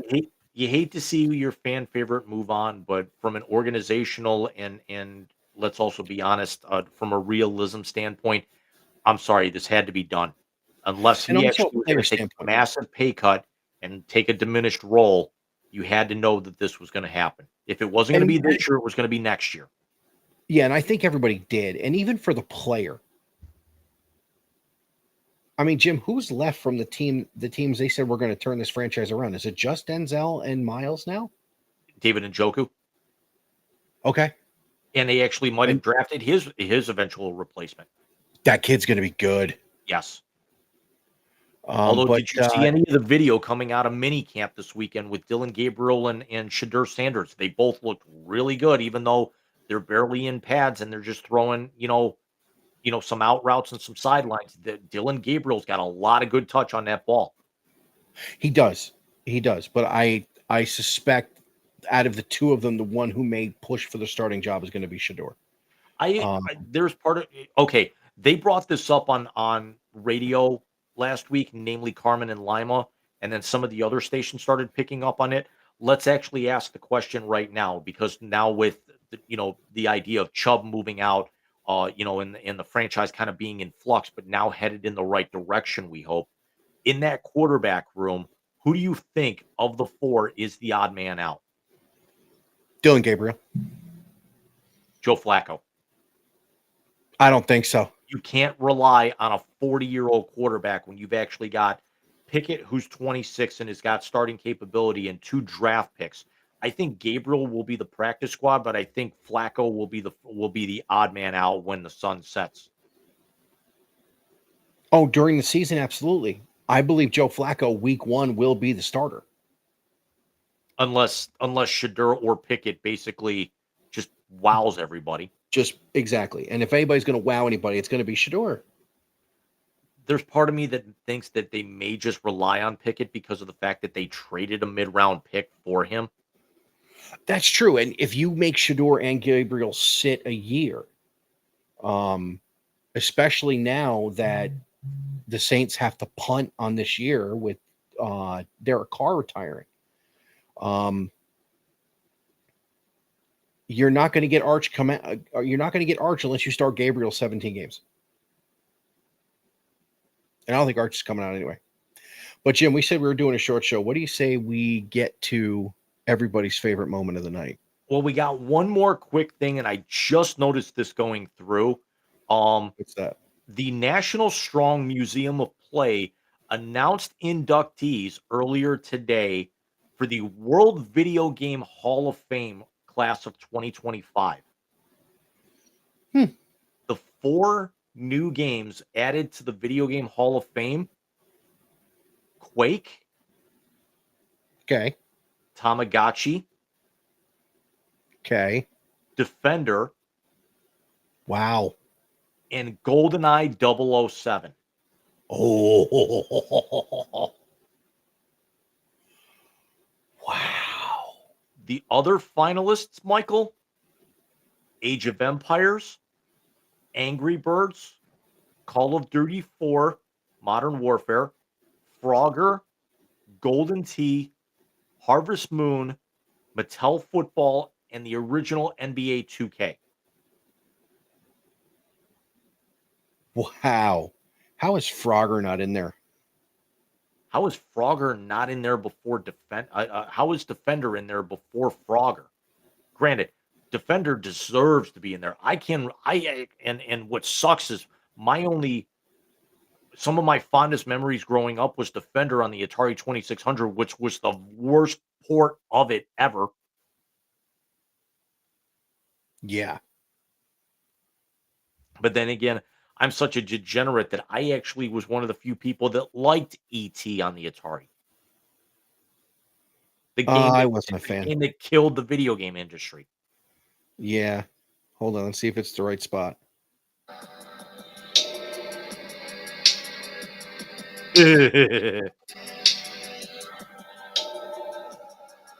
By the way, GoldenEye is still my favorite Pierce Brosnan Bond movie.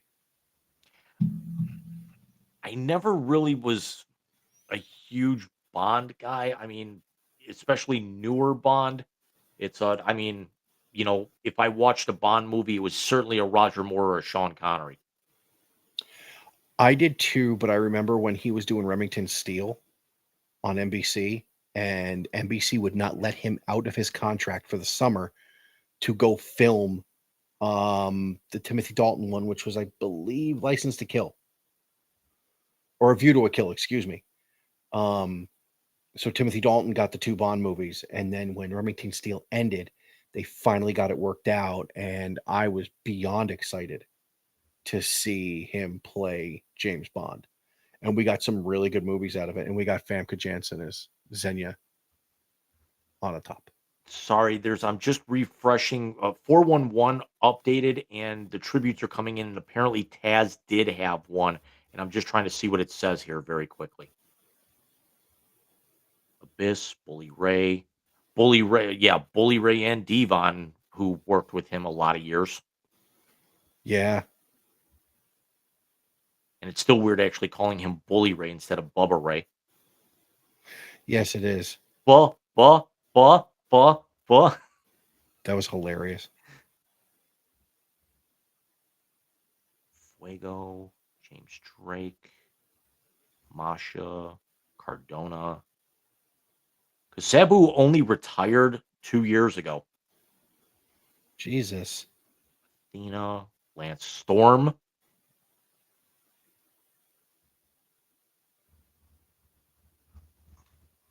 Where is Taz? Because it says there's Abyss, who he worked with multiple times.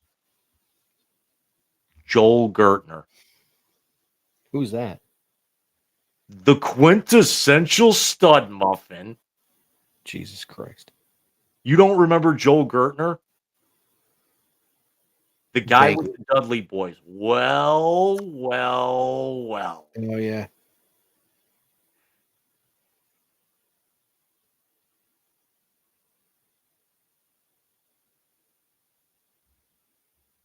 Sammy Guevara, John Thorne, AIW President John Thorne,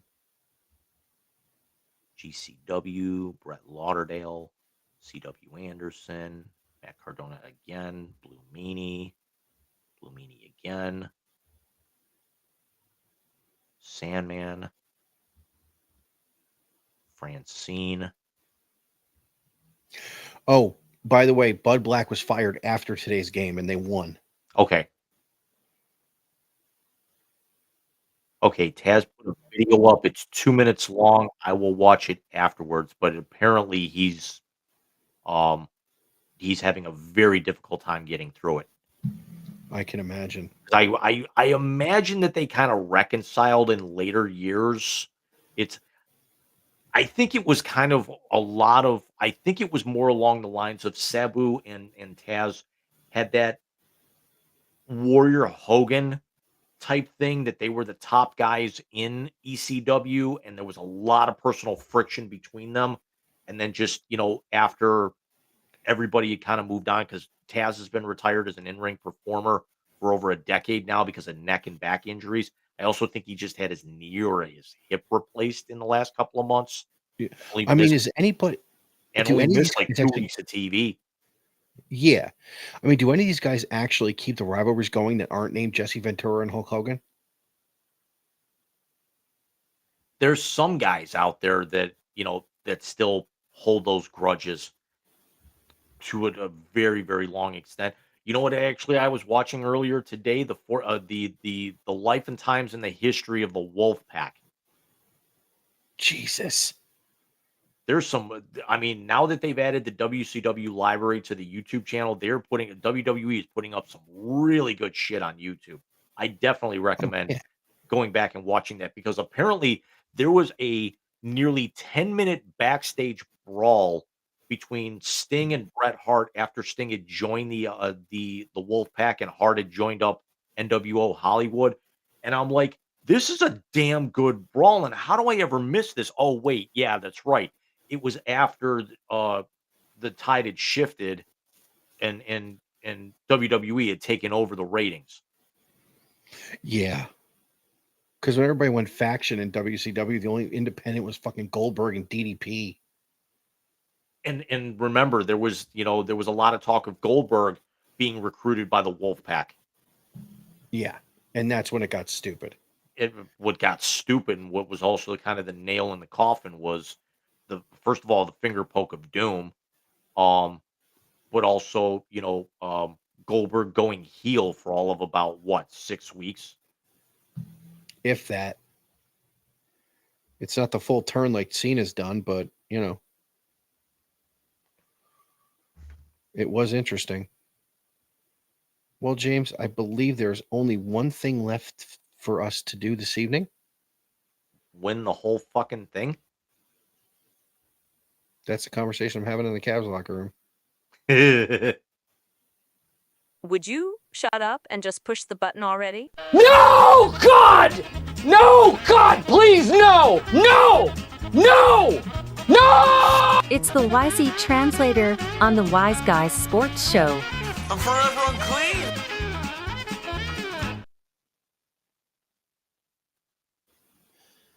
Yes, ladies and gentlemen, it is the final segment of the night, the YZ Translator, and it is the best segment of the night because it is the final segment of the night. The Translator, of course, is our favorite thing to do because it not only gives us a chance to, off the top of our heads, give you our feelings on certain people in or out of the sports world. It also means Jim has something for me to lose my shit laughing. Because one of the other things I watched yesterday at work was the Supercuts. So, James, oh man, please, am I going to have to do another one of those this week? I think Or at least start downloading them to be able to get them ready for it. Yeah, I think we're at 9 or 10 now because I know we didn't have one for the draft, and you had just done one right after the Wiseys. So yeah, it should be about now. But James, if you would please divulge the chronicle, sir. Now, the backstory here is that we had some monumental news in the world occur since we came to you guys last Sunday. And it made me start thinking of something from our youth that was a comedy skit. And it wasn't Saturday Night Live. And not a whole lot of people got it at first. So I'm hoping that Michael remembers this.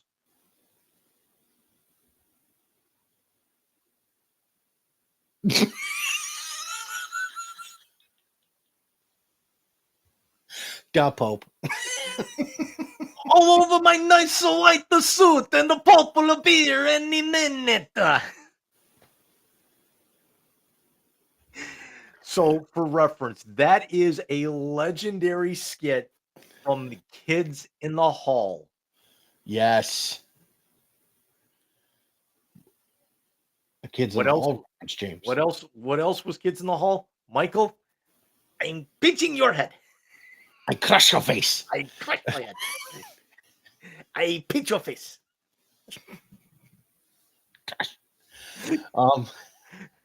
God. That's like 90s sketch comedy gold. I mean, all right. So remember, Jim, we had Mad TV, we had SNL, we had Kids in the Hall, which not everybody got Kids in the Hall because it was Canada. So you actually had to be lucky that Comedy Central would pick them up or somebody else had them. But man, was some of that shit funny. Oh, it was hilarious. And then, of course, In Living Color gave us everybody and their mother. But James, I am going to go here with someone who is having a worse day than Kenny Atkinson.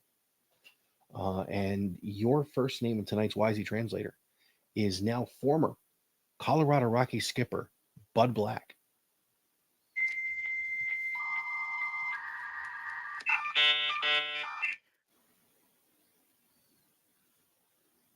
How the manager of the White Sox managed to keep his job as long as he did, and Black got broken off after 40 games. Now, granted, he was having a worse start than the Sox did out of the chute last year. But you know me as a Cleveland Guardian / Indian fan, we're always going to have a soft spot for Buddy Black.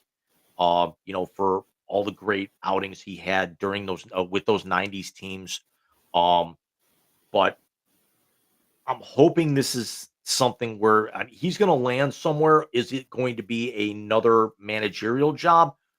You never really know because remember, it took Art Howe a lot of years to find another job after the Athletics broke him off. Um, he's kind of been the fall guy at this point because you can't really put it all on him because really outside of one or two guys in that organization, and I'm talking not only at the big club, but the AAA level, there is nothing there. No, there's not. And by the way, Art Howe hasn't had a job since the Mets fired him. But he went from Oakland directly to said Mets. But yeah, no, Buddy's taking the dip for this because the Chris Bryant signing was stupid. Everybody knew he was damaged goods when they got him. Now his career may be over, unfortunately, just 9 years removed from MVP in a World Series. They're god awful. God awful. Who you got for me, bud? Waiting on one thing to load up here real quick. Because I mean, if you look at the Rocks right now, Hunter Goodman hitting 288, Ryan McMahon only hit leads them with 6 home runs and only 24 RBIs. Um, they are 29th in runs, 29th in batting average, 29th in on base, and 28th in slugging percentage.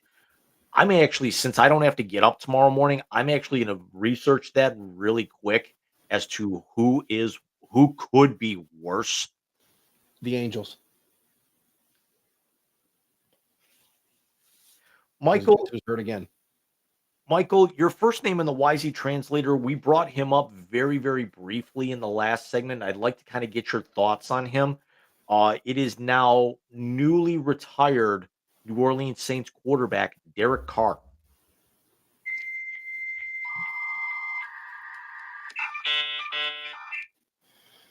I have never seen a player get more tagged with mismanagement than Derek Carr. They had no idea what they were doing with the Raiders. He was productive. He was better than his brother. But it kind of is what it is at that point in time. But you never want to see a guy's career end because of injury. At the same time, he was in another horrible situation in New Orleans. There was no way that team was going to compete for the next 2 or 3 years. With their salary cap issues, they were done. So I feel terrible he's out because of the injury, but I can't say I didn't expect him to. I didn't expect him to play this year, to be honest with you, with the shoulder, but I didn't know it was career ending.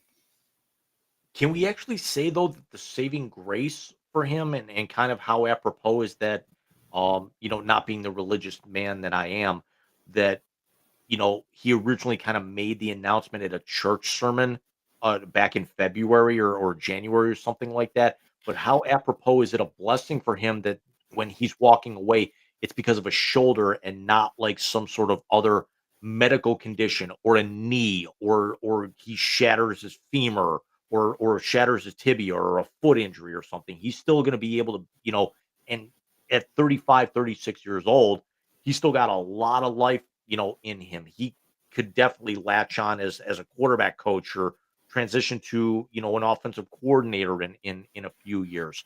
This is certainly not the end of the rope for him because you've already seen Andrew Luck, at Stanford take snaps at center, uh, um, in practice, for Yeah. handoff drills and everything. So this is definitely something that it sucks that Carr has to retire because of the injury, but again, it's something that he can walk away from knowing that there's not going to be long-term damage for the next 20, 30, 40 years.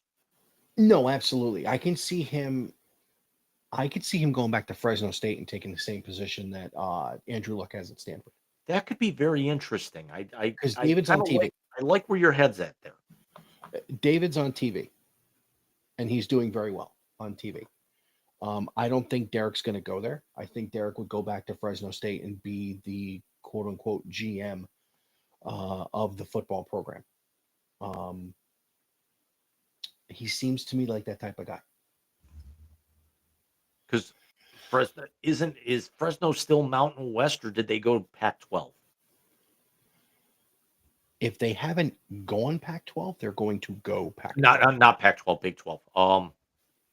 No, they're still Mountain West. Okay. 'Cause they Which we all know could actually end up, becoming the new Pac-12 if, because what wasn't the Oregon State and Washington State agreement like 1 year or something? I think so. But yeah, I think that's where he'll land. James, your second and final name in tonight's Wisey Translator. I got to think about this for a second. Oh, I know what it is. It is Backlash winner, Gunther.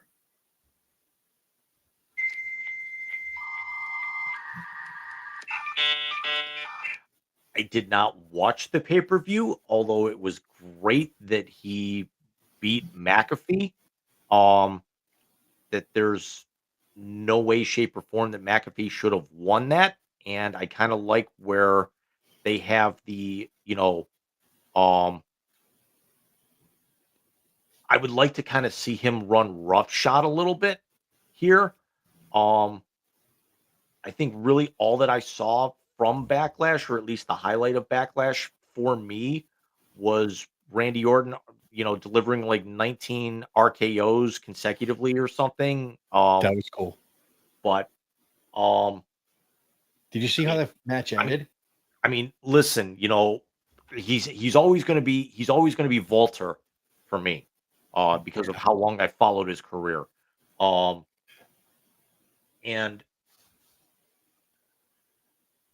he's not the flashiest, but he is arguably one of the top 10 wrestlers in the world, in my opinion.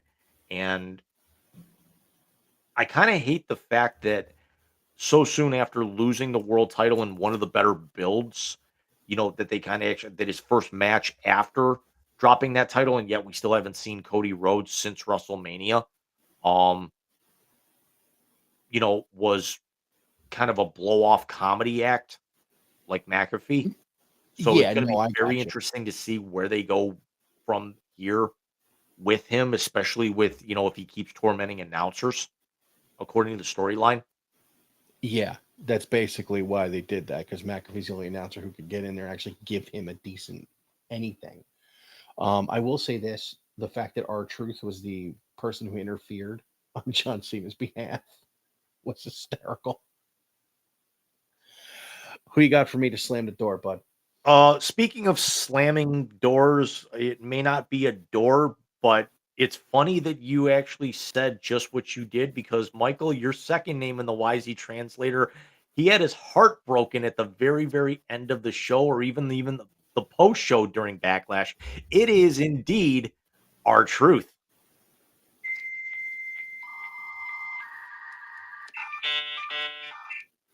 He needs to be the one to take the belt off Cena. It'll never happen. I don't think it'll happen either, but think about it. This is his quote unquote childhood hero. Isn't Ron Killings older than John Cena? Ron Killings, I want to say, is like 51 or 52 years old. And did you actually see what happened in the post-match interviews? I did not see the post-match interview, but I heard it was funny. Cena gave him an AA through a table in front of a whole like room full of reporters. He did it at the gaggle. Oh my god! I tell you what, Cena's buying into this heel thing, and he's doing it really well. Well, apparently he's only got 24 more appearances left that they're counting down, and they actually said that his final match is going to be in December in Boston Garden. That's Fitz. He's from what? Newbury? West Newbury? Yeah. That fits. But yeah, I thought it was great that R-Truth was the one that helped him beat Randy Orton, and then Randy went off. There was a Chris Van Vliet interview with Ron Killings that I just saw. My God. Um, First of all, Van Vliet might be the best interview um, for sports entertainment out there right now. Um, I don't think it's a question. but I never knew this that there was that Killings originally pitched the idea to Stephanie for an action figure for little Jimmy, and it was just going to be an empty box.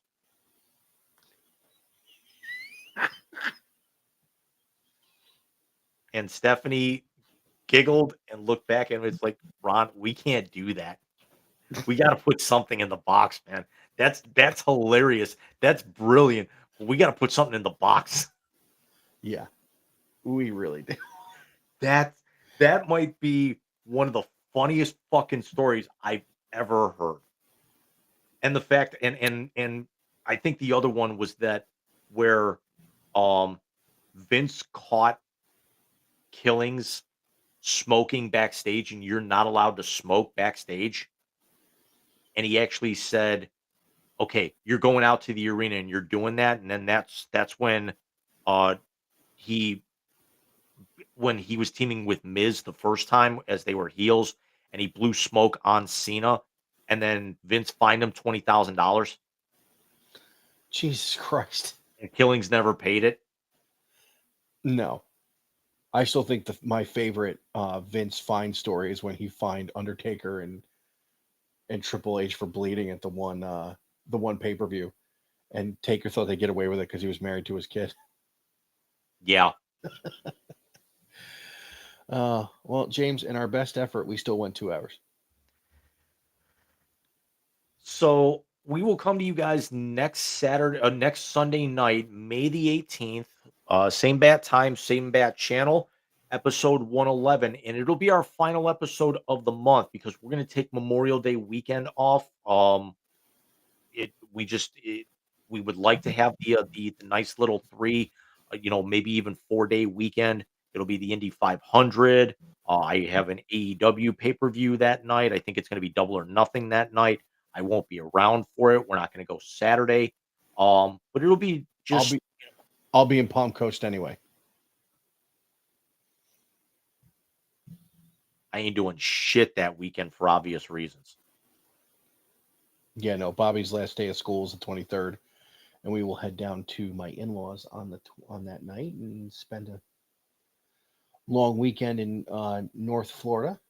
I avoid the roast this year.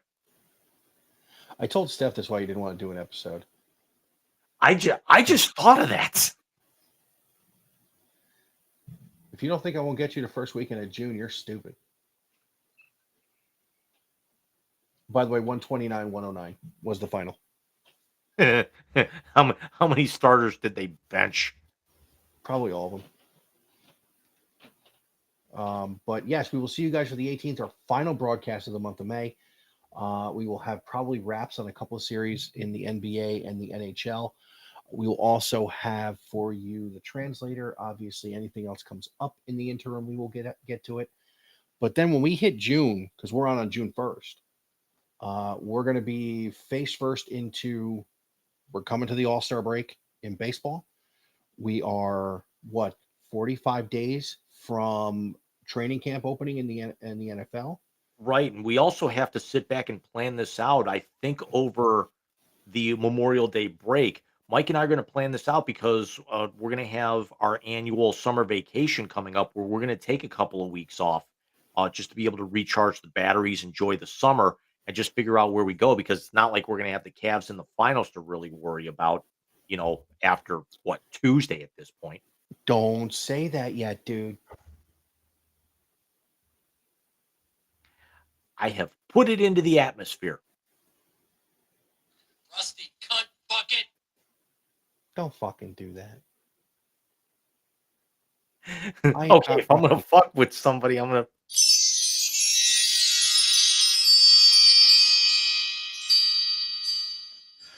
It's just her and I in the office tomorrow. That's going to be queued up just to Erktism. What? You need to get Jameis for the first. What? You need to get seriously. I And I might think even be able to have it ready by next week. I don't think that's that going to needs be a to problem. replace. That needs to replace beast mode is the what we don't want to answer something.